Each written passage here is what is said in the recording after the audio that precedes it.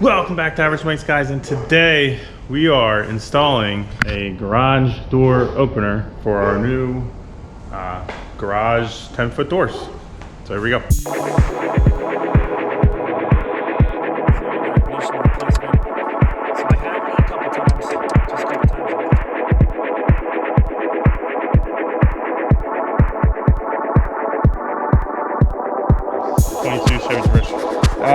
The RAM that if you saw the video, subs. Speaking of which, like and subscribe underneath. Come on now. Welcome back, guys, and like I said, today we are installing a new garage door opener, and it's a little bit tricky because these are 10-foot tall doors. So we're going with the Genie 6172H-O wall mount garage door opener. And the reason why we went that route, they are a little bit more expensive, but a normal traditional garage door opener sits right in the center here on the ceiling and has a pole that goes across, and they're generally made for 8-foot doors. They do have extensions that can extend out for the 10-foot door to reach from where it's going to sit to where it's going to land over there. One issue with that is, I want to, just in case we ever decide to do the door over here, you know, we wouldn't be able to have two garage door openers sitting there, I don't think. And two, I wanted to get the wall mount one because I know if I ever were to do this door where we're going to have our lift, you know, we couldn't have a garage door opener sitting where the lift is. The idea is that the garage would close. There's nothing more up there obstructing. As you can see, those rails hang a lot lower than the joists do, and the joists are at 12 foot tall. So putting a lift, lifting that car up, basically hitting the garage door opener. So the idea is to have one of the door openers sitting there, and then later if we decide to do this door as well, I'm honestly not, the only reason why I want a garage door is for when I pull the truck in at night, you know, coming home. And right now we just kind of leave the door open. Everything in here is vulnerable to somebody taking it. We're not concerned about it, but ideally if you hit a button and it closes, and you hit a button in the morning and it opens. But right now we have to kind of go through this door, unlock it, push it up, and which is fine in the morning, but in the afternoon, you know, coming back and forth from the house, we want to pull in the garage, you want to be able to hit the button, open it, and it opens, and hit a button and it locks. So yeah, so so basically what I'm going to do, you can have it kind of sit on either side. I'm going to have it sit here. I'm going to put one outlet here later. We're still in the works of getting electric into the garage. The panel is here, but I have to run all these outlets and stuff. So for now, we're just going to sit the one here. Later, if we decide to do this door, we'll buy another one and sit it right next to it. There's enough room there. We'll have one outlet up there. If the other one, you know, we end up getting another one, we can plug both in the same outlet. So, and then we'll probably have another outlet that drops from there down here for our compressor and stuff. So that's pretty much it.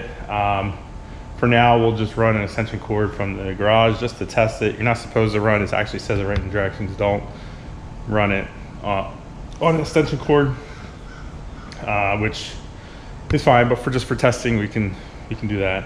We're really close to start wiring up some lights in here and stuff. So anyway, we got it from Amazon. I'm gonna post a link in the description below. It was, you know, a little over 400 bucks. And this is what you kind of get. So the box that it came in from Amazon wasn't, it was just a it was just a box, a brown box or whatever, but it comes with all this stuff. You got your cable, I don't even know, managers. I know these needed to go, or they need, you know, and they wrap around the cable on the door, but I don't understand why you need them, but that's fine.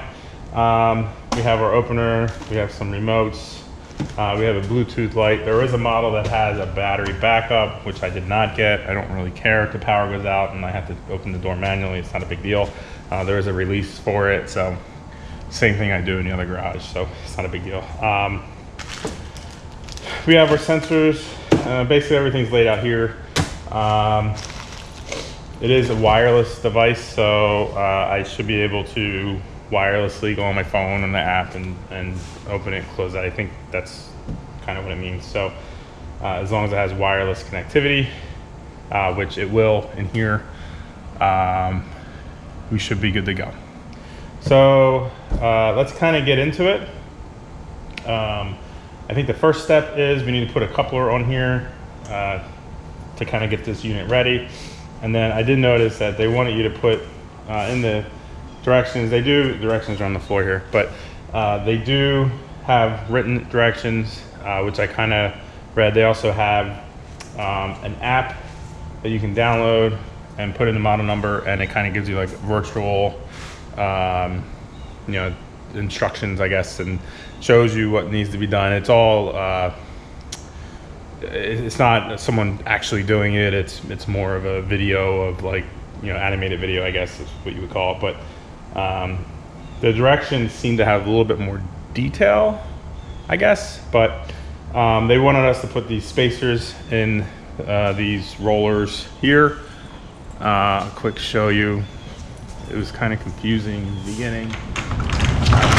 Basically, they were showing us to put some spacers in here, kind of push this out and throw a spacer in between there.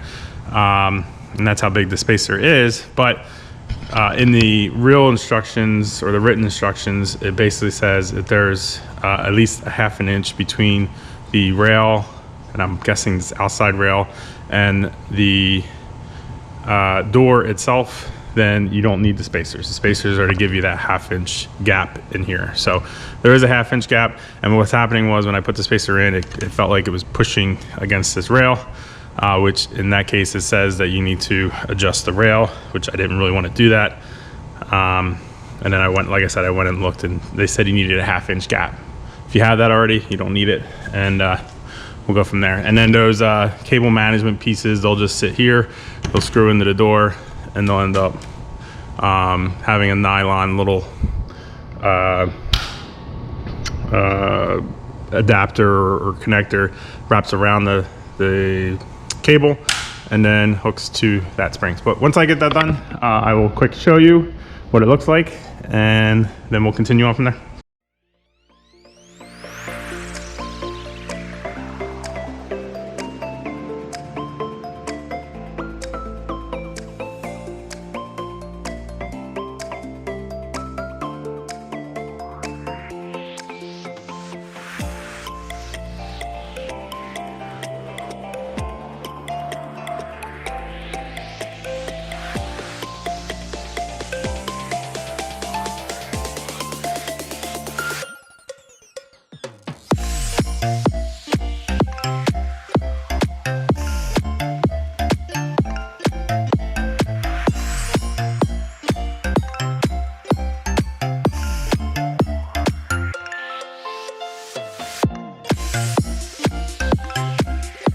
Let's update you guys on a little bit of progress here. So got this sucker installed, as you saw on the time lapse or whatever I ended up doing. To videotape that, we did the same thing on this side here. We did have a little mishap. I would recommend either punching, if you're going in the metal, doing a punch on where you're drilling. Obviously I didn't do that, and I had to actually make a new hole so that it would be level there. The other thing that we did, I just threw up the opener, which is the next step. Threw up that opener there. You're supposed to make sure it's level. The bracket did line up perfectly over here. I did have to grind off the end of that just a little bit to make sure that the opener was level. So they stress that you want the opener to be square with the door, and I think we're good there.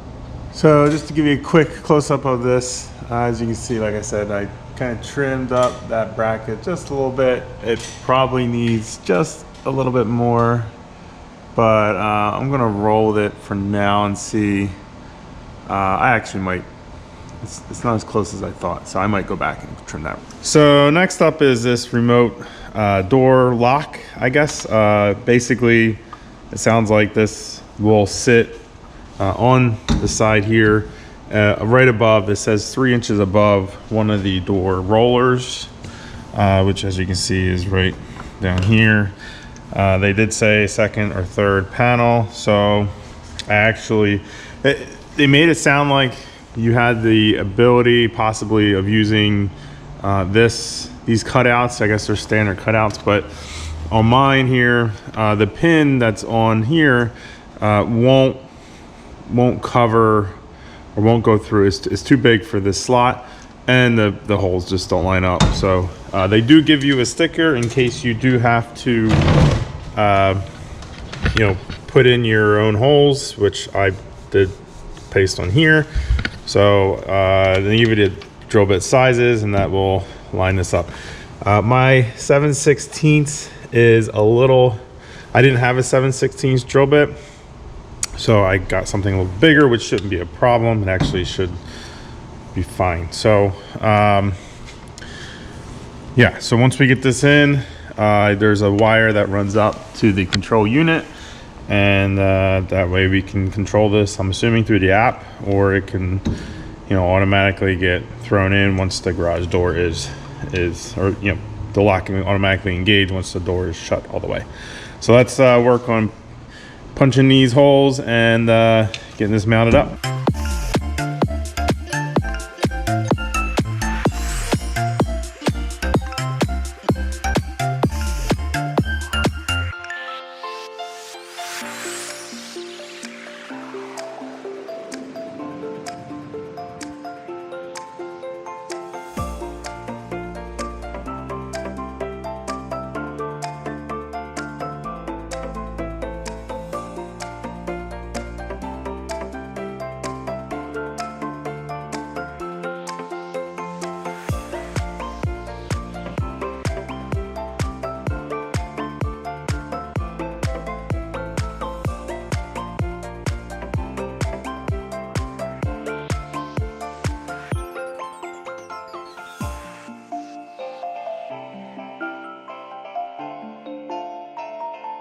All right, so we are fully wired up with our lock here. As you saw, I drilled the holes here, mounted this sucker up, and then there's just a clip for that wire that comes down.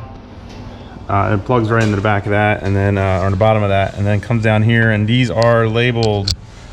Let me get you in the shot here. These are labeled on the lid what color or which side of the wire. So the polarity does matter here. Pull this up, and you can see there's a BW and a W there. So black and white. I'm going to make sure that's the same. That's the wires that goes in.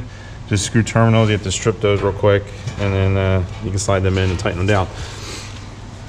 So next we are going to move on to these. They call it a safety beam, which sits on the bottom, almost floor level. There's one on each side, and basically this stops the door from going down if there's an obstruction in the way, like someone standing there, or you know, if something's in the way of the door closing, this is supposed to stop that. So they give you a bunch of wire here. There's no, even though there's a polarity on the bottom of the or in the instructions they tell you the polarity of the bottom, in the bottom of the unit, on this side there's nothing to indicate, you know, what's good, what's not. So we'll go ahead and make sure that it's the same on both sides. So this wire is tagged, I believe. Yeah, this wire is tagged with a gray or black stripe on the one side. So when we plug these in, we'll make sure that it's the same on both sides. On both, so both safety beams, we'll kind of make sure it's matched up on both of these. And then up top, it does indicate where the striped wire and the non-striped wire go. You do twist both of these together at the top once they meet at the top where the unit is, and then plug them in. There's only 2 spots to plug in both striped wire and the non-striped wire. So these you can mount on the floor and have them pointing like that, or you can mount on the wall and have them pointing like that. Obviously, I'm not going to drill into the floor. Probably in most cases, that's how people are going to mount them on the wall here. And they just have to be 4 inches, around 4 inches up from the ground to function correctly. So what we're going to do is just kind of mount them right below this last bracket. If you can see that, we'll just kind of set them up like so. You know, a little bit of a gap right there, both sides, and we should be good to go. So let's go ahead and do that.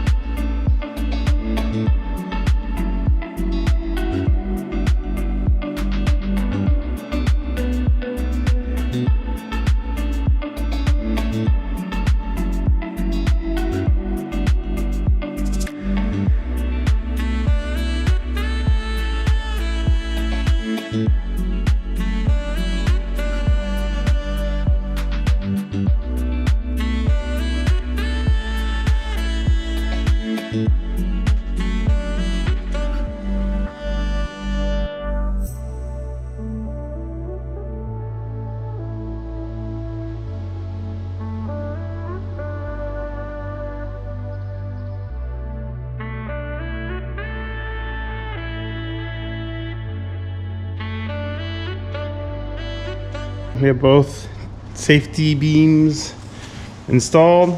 We got a green light on that guy. We have a red light on that guy. I don't know if that's good or not. I had to double check that. I did plug this in. I just plugged it in. And I'm kind of starting to go through the steps of how to program everything. So one thing it did say was that because this is a 10-foot door, this is considered not standard. That drum at the very top, little circle thing that holds the wire, that is greater than 4 inches on my application. Most doors it would not be, but I guess because this is a bigger door, you got a bigger drum there, so you have to accommodate that, and that's explained in the settings here.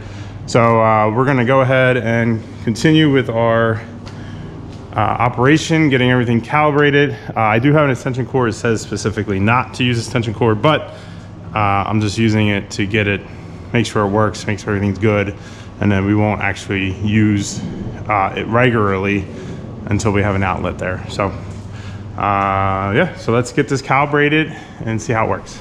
And look at that, we have our wall console here. I am actually going to mount this, I think, in the other garage. I did test to make sure it works, but we hit the button. It's a little slow, but otherwise it works. It does work. So not sure there's a way to speed it up. I'm not sure if you want to speed it up. I'm sure it has something to do with the bigger diameter drum like we talked about, but hey, I'm happy that I don't have to keep lifting this up. Once I get my power installed there, everything seems to be working pretty well. It stops. Good. So one of the issues, it wasn't really an issue, it was just couldn't quite understand the directions. So they do have the option to download the interactive or 3D interactive instructions. I did not do that to install it. However, when I was looking to set the limits and make sure everything was working before I powered it on, that is something that I did use. It kind of explained it a little better for me. Plus, it wasn't in like the main like installation instructions and what said to go to owner's manual and check it out. I figured it'd be easier just to use the other instructions. So that helped me switch. I had an issue switching the drum size just because I didn't quite understand what it was trying to tell me to do, although you know, it wasn't that difficult. It was just a little misunderstanding. But once I was able to do that, then it's just easy setting the high limits and the low limits, right? The open limits and close limits. So, and we're all good. So if I turn around and decide I want to mount this, because now we are in the garage attached to the house, the idea is that I don't need this in there. I more so need to be able to shut the garage from in here. Like if it's raining or you know, we're running out the door to get into the truck, like I would still have to unlock the door to get in, and then I would open it up. It seems kind of silly. If I were just to mount it right here, even though it's a little further away, if I hit the button, it still goes. So that's good. So we'll mount it here. That way I can open and close it from here. As we're kind of running out, I'll hit the button and then the door will be opening as we go. Okay, so just a couple more things here we have to take care of before we can wrap this video up. One is this garage door opener comes with a light, as most do. A lot of the times the overhead ones, they come built into the opener, but with the wall console one, you know, they give you this Bluetooth light, and it's supposed to be super simple to set up. So according to instructions here, this light should just be able to sit somewhere. All right, we'll just sit it right here for now on top of this generator, and I have the plug here. Now, according to the instructions, like I said, since this is a new light, that's a new opener, nothing has been paired to it as far as lights go. So it should just be as easy as plugging this guy in. We're supposed to get a blinking light and then a long light, and that's when it's paired. If I can get it in the outlet here, here we go. Oh, and there you go. I think that's it. Looks like we got a green light. That was quick. That was really quick. So how do we test it? I think my wall button here inside the other garage has a light button on it. Let's see. Yep, light. Let's see if the light came on.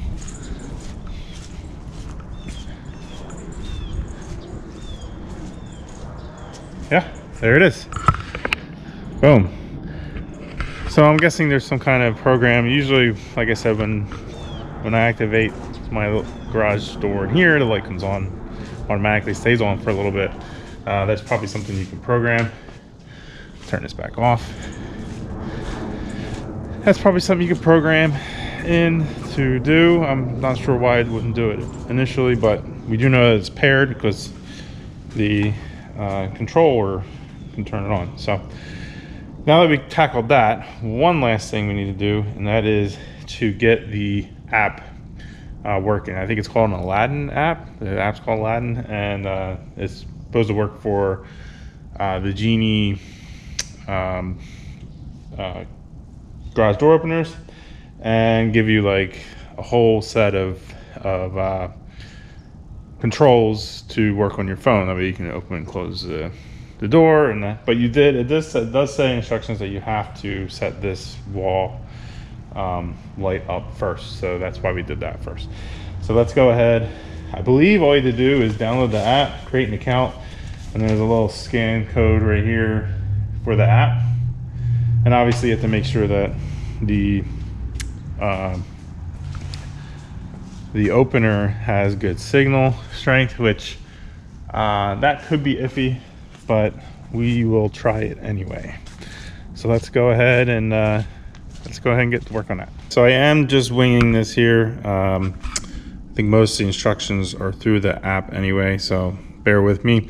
But once we downloaded the Aladdin Connect app, we were able to again go through and create an account, which then we had to verify that account, etc., and it put us to this point here. So I'm going to try to add door,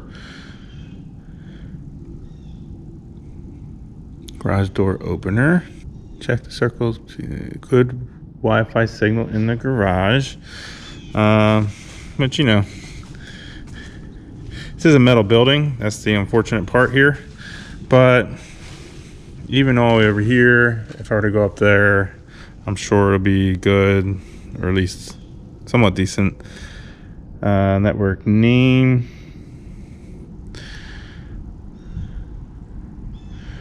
Password, access to the garage door opener, location of QR code, location of Wi-Fi button. I'm not sure what that is, but so like I said before,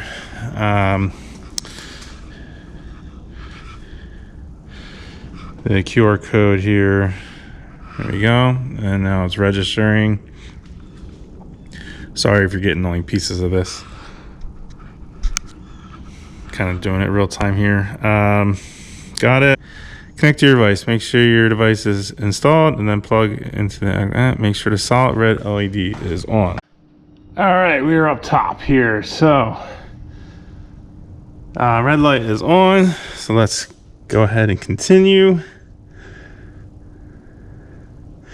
Press and hold the blue button until it beeps, then release. Okay, so blue button says till it beeps. Okay, beeped and I let go. Turn solid blue for a few seconds after the beep. Okay. Light solid green, which is not. You can skip the Wi-Fi connection. Nope, need to do it. So,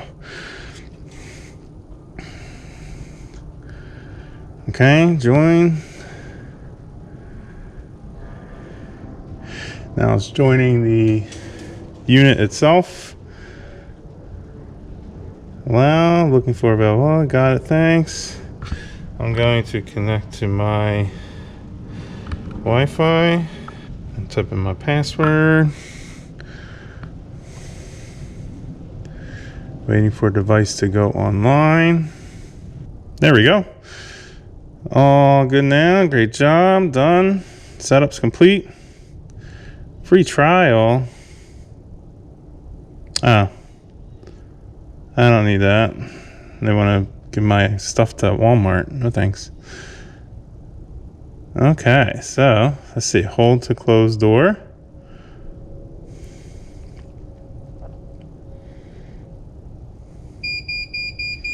Oh, there goes the light too. Look at it. Letting everybody know it's closing. Pretty cool. But yeah, this Wi-Fi and the light is pretty much wrapped up, and we'll continue on. All in all, awesome product, I think. Obviously, we just installed it, so we're not 100% sure of the longevity of it. But it doesn't seem like anything's really straining, or besides the door creaking. I think it's good to go. So if you're in the market for a 10-foot door, garage door opener, this is definitely something. The Genie wall-mounted versions, like I said before, is a little bit more expensive, but is definitely a better option than trying to do an overhead one, especially if you're putting a lift in like I'm going to. Plus, you know, not having to deal with those extension bars and stuff like that. So I am going to wrap this video up. I think we covered everything we need to cover. Everything is installed. Pretty easy to do. Anybody can really do it, and that's what kind of makes it a little nicer too, is that I feel like the wall mounted one is probably a little easier than the overhead mounted one to install. So yeah. So if you like this video or like videos like these, please consider subscribing. We do have a Instagram, average_Mike_channel. All those links are down below. Hit the like video if I think I covered everything. Comment below if you want to comment what you think, what your experiences were with these. If there's any questions and installations, I do try to respond. I'm not perfect at it, but I do try. So yeah. I guess we'll leave it at that until next time. Next garage update or install would probably be the lights, but we have to wait for electric to get in for that. So all right, I'm gonna end it here and talk to you guys next time.